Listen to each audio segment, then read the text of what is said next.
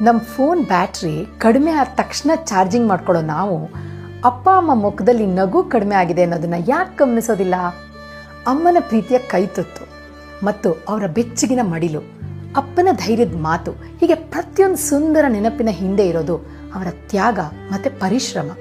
ನೀವು ಯಾಕೆ ಅವ್ರನ್ನ ಖುಷಿಯಾಗಿಡಬೇಕು ಅನ್ನೋದಕ್ಕೆ ಇದೇ ಉತ್ತರ.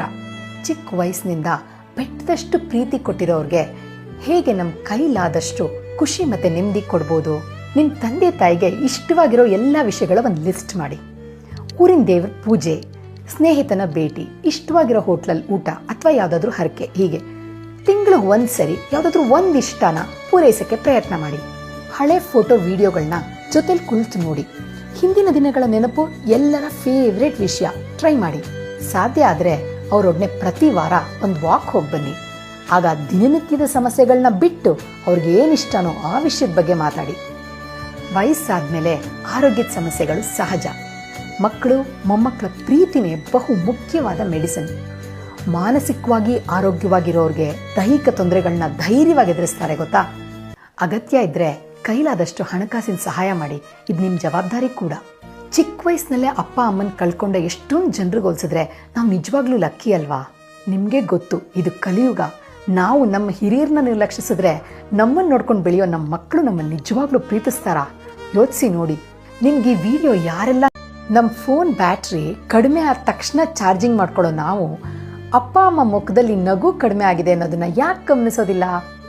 ಅಮ್ಮನ ಪ್ರೀತಿಯ ಕೈತುತ್ತು ಮತ್ತು ಅವರ ಬೆಚ್ಚಗಿನ ಮಡಿಲು, ಅಪ್ಪನ ಧೈರ್ಯದ ಮಾತು, ಹೀಗೆ ಪ್ರತಿಯೊಂದು ಸುಂದರ ನೆನಪಿನ ಹಿಂದೆ ಇರೋದು ಅವರ ತ್ಯಾಗ ಮತ್ತು ಪರಿಶ್ರಮ.